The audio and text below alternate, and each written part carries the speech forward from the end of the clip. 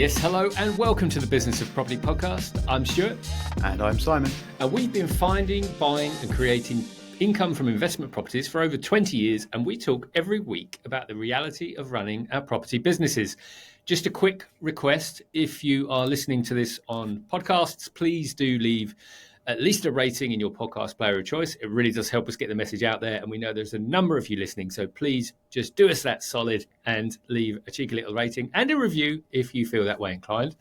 Now, as we are also publishing on video at the moment as well, please do head over to YouTube, Business of Property. You can subscribe to us over there as well to watch and listen, which becomes more and more important, particularly on episodes like today, where we are going to be talking data, property data, and we're going to get into that. However, we will try our best to articulate the charts that we're looking at. And also, if you are listening on podcast, just click on the link in the show notes, and that will take you straight through to the 7 charts we're looking at, which should make things a lot clearer. So, Simon, obviously, a lot of activity in terms of events over the last 12 months, and you started looking into the data that we can see within the PaTMa software, the property and tenant management software. So shall we just head straight into the data that we're looking at, look at some trends, and then we'll think about that, how you and myself think about this in relation to investing and or buying properties, as well as selling them. So lots of things for people to think about if you're thinking about investing in property, and also if you're thinking about selling an investment property. We're going to sort of go through a lot of that today. So, Simon, if you want to kick us off with the first chart, we can start digging into it. Yeah, indeed. So we're going to share some charts that are generated by PaTMa, and there's a whole collection of charts that are generated every week, looking at the most up-to-date property market data based on real listings that are found across the country on the main portals. And PaTMa pulls these together every week and presents them in a weekly email that you can subscribe to within the PaTMa product. And they are then also available to look at on the website. And the website versions let you sort of be a bit more interactive in the charts and look through the actual numbers there. But today we're going to look at some taken from the most recent email that was generated, and we're just going to chat through those. So I shall hopefully now share my screen and make these charts appear in the video. We'll see how we go. Okay, so we've got the first chart up now, and this is looking at the new listing price for property listings. So the price that property listings are first put onto the portals at, or first marketed at. And of course, during the lifetime of a property listing on a portal, that price will often change, which we'll talk about a bit more in a moment. But this is specifically looking at that initial listing price. And this graph presents that information on a monthly basis. So for each month over the last roughly 2 years, we've got the average first listing price for properties that are 1 bed, 2 beds, 3 beds, 4 beds, and 5 beds. So what can you see in this chart, Stuart? I mean, for me, this is quite simple, and I don't spend too much time on this. But interestingly, what it does show is trends that we've seen over the years, which is house prices, since end of 2021. Rising steadily, although the smaller properties like 1 beds has been a little bit more variable. But, moving average, I would say, overall has been slightly up.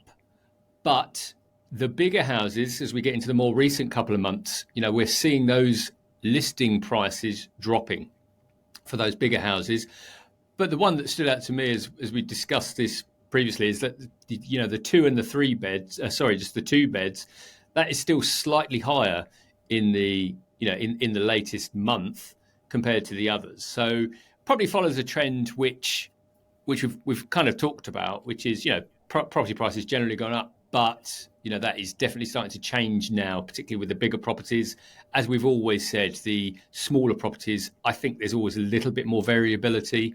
in those properties. And also, just to reiterate, this is at a national level, so England, so isn't necessarily picking up on where the regional trends are. It's just a very good indicator to see what is happening overall in property prices, depending on size. Yeah, within PaTMa, you can actually choose the sort of postcode area that you want to look at and see the more detailed information for that is more tuned to that specific area. But of course, today we're just looking at the England-wide data, so it is a bit harder to really see what's going on the ground, because of course some areas will be doing better than other areas, and some will be seeing prices go up and others will be seeing prices go down. But I think one of the really sort of marked things for me about this chart is that it doesn't really show or doesn't really suggest that prices are falling at the moment. And I think that really is what everyone feels. And I think is probably actually the truth at the moment for prices that are being paid. I think they are going down generally at the moment within the property market. But this first listing price doesn't seem to be falling in the same way. It seems to be holding up a lot better than sort of the market as a whole feels like it is. So I think perhaps we move on to the next chart, which will give us a slightly different or an extra dimension to that view. And this is... So go on. You start off, Stuart.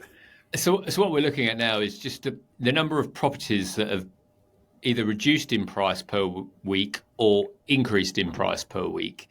And the first thing we can say is that the number of properties that are increased week on week is pretty static. And in fact, you'd say doesn't actually change that much. I mean, if we were going to pull a number out of it, it's less than 1% of properties are increased, week on week. So let's just say that is negligible. And if we take a step back and just think about this from a logical perspective, that kind of makes sense. If you put a property on the market, typically you don't suddenly go, oh no, hold on, I've undervalued that by 20k, because that's not our experience of how listing properties and estate agent works. You tend to go for the highest number. So let's just put the increased properties to one side.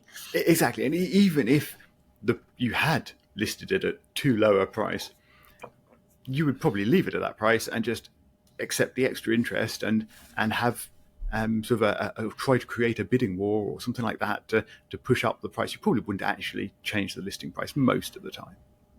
Yeah. The thing that stood out to me from when we're looking at this data is that the reduced line, so for those of you that click on the chart, you'll see that the reduced line is in what I call a coral colour, or you might just say red. But essentially, properties are being reduced all the time. And that's the first thing that kind of stands out to me. And again, that might just sound a silly thing to say, but actually, over time, at least over 14% of properties are reduced week on week. At least. That is the lowest number of properties that is reduced, 14%. So if I just, for me, in my simple brain, it's like, well, a sixth of properties minimum are reduced every week on the market, and we then talk about number of properties. However, that trend, and again, this is going back to 6 months basically, for the so going back to April of this year. Now, around then, over 20%, so more than a fifth of properties were reduced in a week. Now, we can talk about some other context in that, but then over time, that has kind of risen up until it's around sort of August, which would probably tie in with holiday time. Would you say, Simon? Yep. I think that's definitely holiday season, isn't it? And I think it's quite interesting that I think during that sort of summer period, so many things just slow down and sort of stop happening generally. And you can actually see that in the data.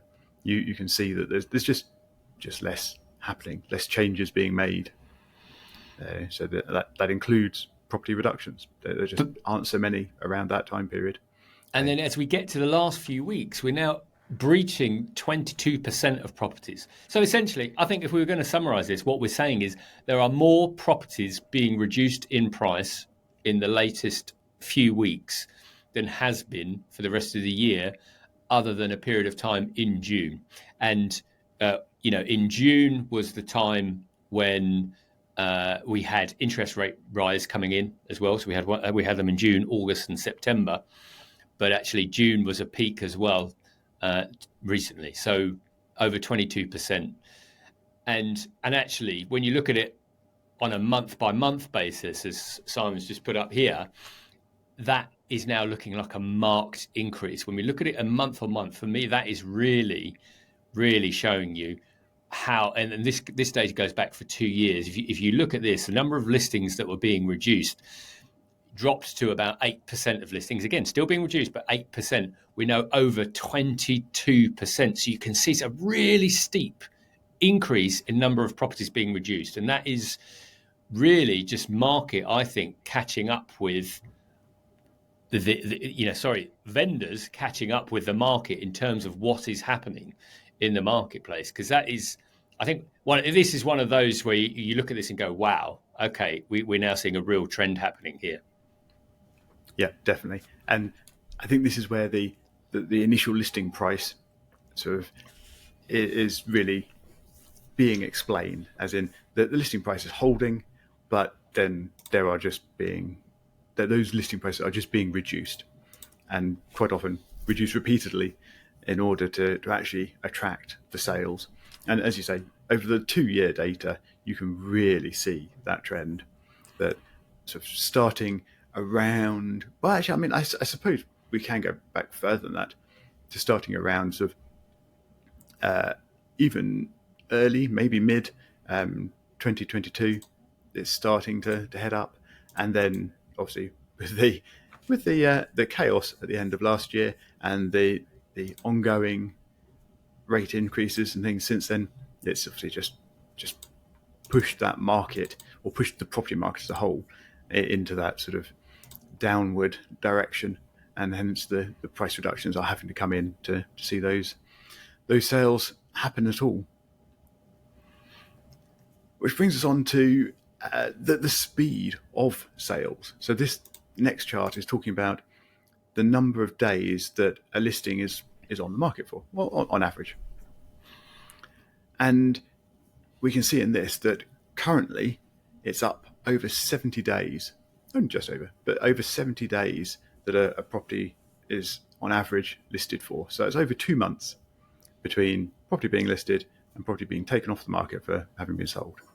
Yeah. However, so go on, Stuart. Go on. And what's really interesting about that is that on the 1st of January 2021, the average was around 25 days. Yep, quite. It's a marked difference from a couple of years ago or so. However, it's not that different from around the end of last year, when again there was a real spike, and I suspect some of that was a bit seasonal, but also it was again from the shock of the chaos of the mini budget that came out at the end of last year, and that sort of initial reaction to it, where everyone just sort of put the brakes on what they were doing, and no one was quite sure what they were doing and confident enough to actually go out and be offering on properties, really.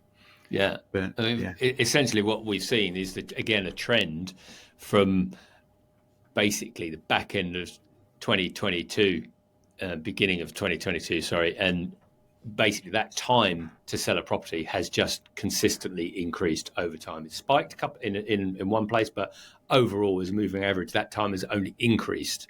So what does that mean? I guess in my mind, that means people more tentative in the marketplace. That means pricing not as it should be. And therefore, that really just supports the anecdotal evidence that we see and read about and hear about. It's just saying, yeah, maybe vendors haven't quite caught up with where the market's going to be. And if we think about that trend continuing, the only way that time on market is going to start decreasing is if the environment changes, i.e. prices come down and interest rates stabilize. So, those things that, again, we see a lot of in the media, where this data is now supporting what's happening. Yeah, quite.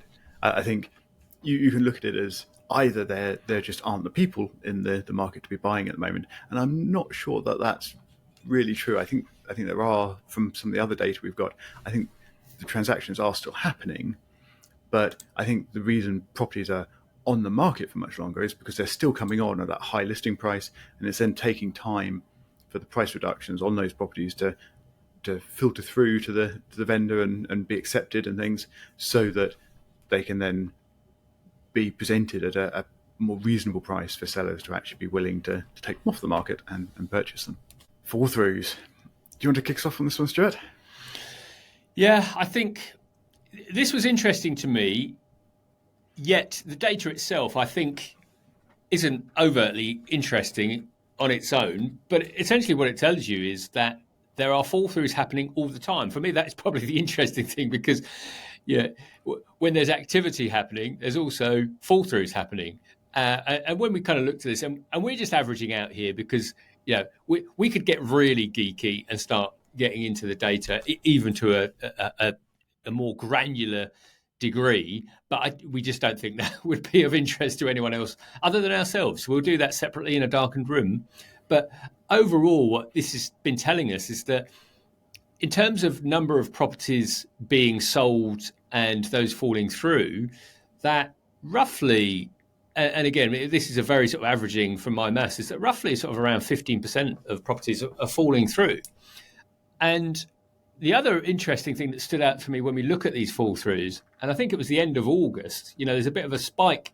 So it drops, and then all of a sudden, end of August, beginning of September, there is a spike of fall throughs again.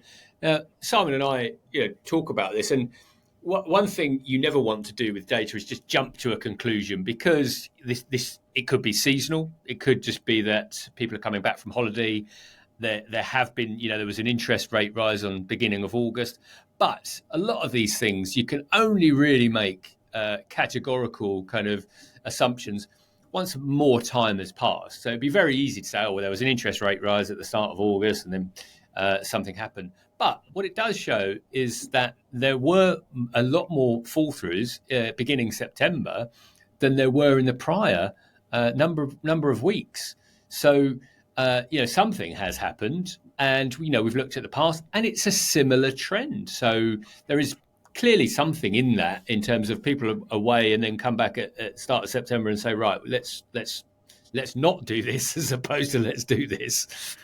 Yeah, quite. I think things are sat on people's desks for too long, unsure about their state, and then as they come back, the Schrodinger mortgage application is decided, and too many of them are decided negatively.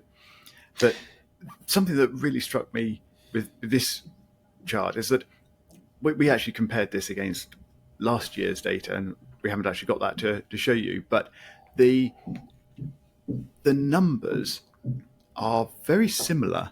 So it's actually not that different in terms of the number of fall throughs happening this year versus last year. However, the shape of the graph is definitely different.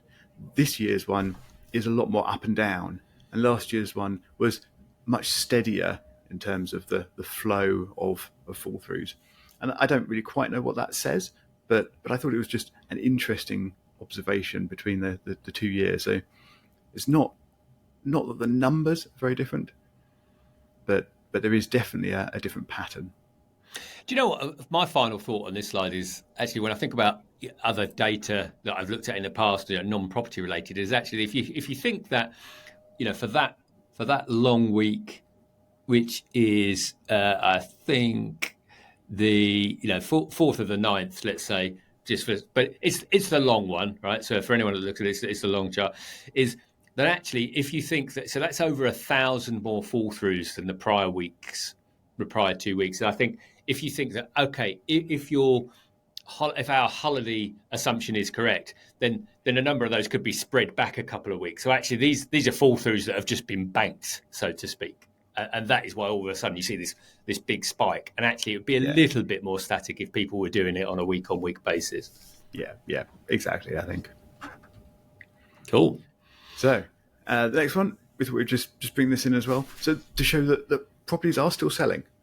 And again, we compared this to last year's, and again, the numbers are fairly similar.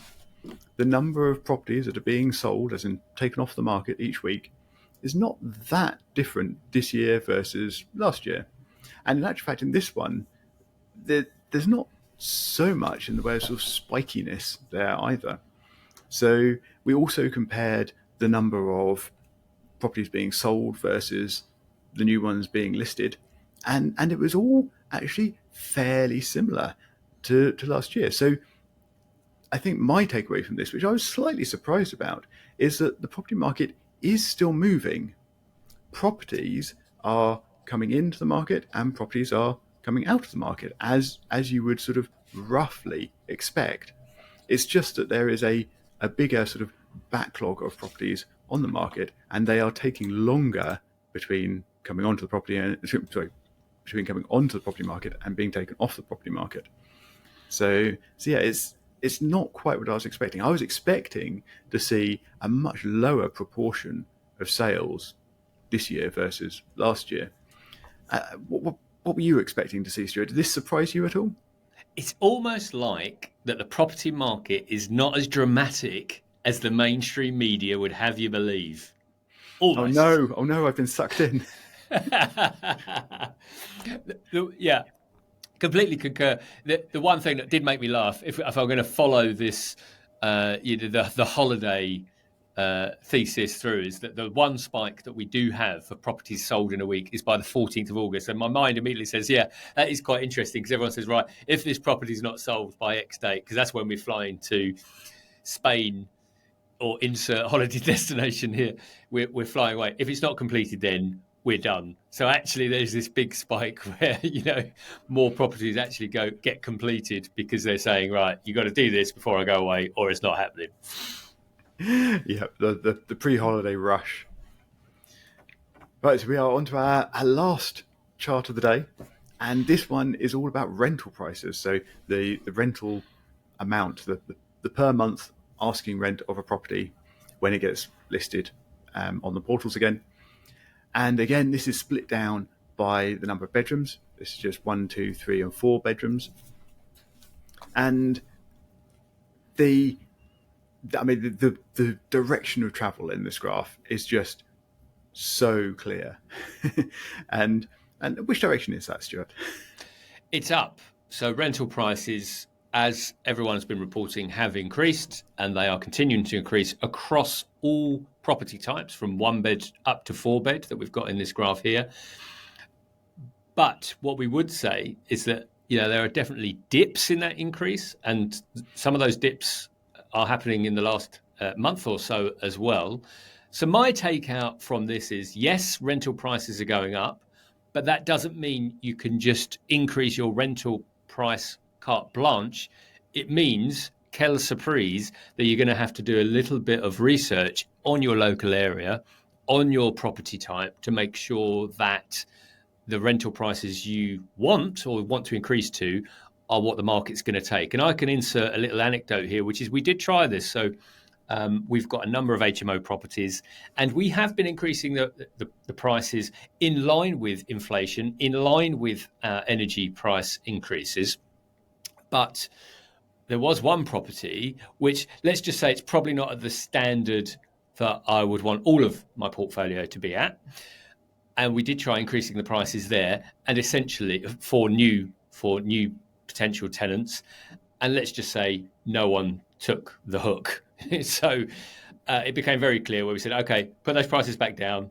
The tenant profile for this property is not going to accept that increase until we do what we need to do at that property. So prices are going up. So what this says to me, if you're actually got properties right now, review your portfolio. Obviously, PaTMa can help you with that. We've talked a lot about PaTMa today. PaTMa is software that can support you with that. But review your portfolio, make sure you're in line.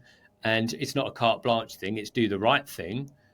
Because, we've talked about this many times before, you don't want to undervalue the rent, because this is not about protecting the tenant, it's about making sure you've got market prices. Because we do know, and we were on a networking event last night, where some tenants are going to be in trouble if they haven't, been paying market rate, and then all of a sudden you want to put your prices up 50%. That is unrealistic, immoral, and unethical, number one. But number two, it would put tenants in a very tricky position. However, if the market has changed. So appreciate, I've talked a lot about that on this slide, but I think it is quite interesting from an investment perspective and pricing correctly perspective. Yeah, I completely agree with everything you said, but I'm going to talk about something slightly different for this chart, and that's my sort of observation about the possible, probable seasonality that it shows, and there is a dip, a bit of a dip, sort of happening at the moment, and if you go back a year, there is also a dip around this time last year as well, and just after that, so in November and December, the prices were definitely picking up last year again in the rental market. So I'm really intrigued now to see over the next couple of months whether the same thing plays out this year. Is that really a seasonality trend that will survive, or was it something wider in the market that was happening last year, and we will see something different this year? So yeah, I'm looking forward to keeping my eye on my PaTMa emails and weekly property market reports, and to see what happens in the next few months. I think now, as we wrap up this podcast, it's more important than ever, I think, to stay on top of your market rents, because prices are not going to go down. Inflation just means prices have gone up.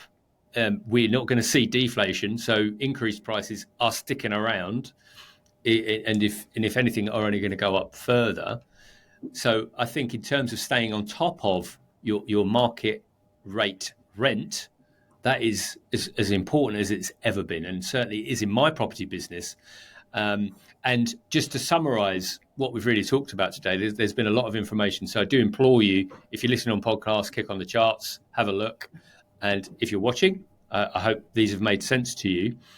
But to summarise, we don't think the market has shifted dramatically as people might think, but the time on market for properties has certainly increased, which means if you're thinking about selling, and I do have a property for sale at the moment, which is sticking, and there's a lot of reasons for that, which I won't talk about on this podcast, but it just means things need to be priced correctly, and pricing correctly for us is just looking again at the market, but pricing it effectively. And if you're buying, get your negotiating hat on, because I think the first price is just the price that you're going to take it down from, and that might sound hard-nosed, but I think that's how it is. Unless your research tells you that the property is a steal, then take that guide price as exactly that and take it down from there, because properties are sticking around for a lot longer, but the market is still moving. And as Simon said, when we've looked at this comparatively, we're not seeing huge differences, i.e. we're not seeing lots of fewer properties coming onto the market. We're seeing similar amounts of properties coming onto the market, similar proportional properties falling through. So it's not like there's anything dramatic happening, but it just means the opportunity is coming. So, and I think the data that we've looked at today supports that. We would love to hear any of your feedback on this, and I know we do get a few comments already on YouTube, even though we're building our subscriber base there. So please feel free to comment wherever you're listening, or you can just head over to our Twitter profile on Twitter, which is @bizofproperty. Feel free to email us at show@thebusinessofproperty if you'd like us to talk about anything else related to these topics. Hope you've enjoyed this episode. If you have, let us know. Other than that, see you on the next episode.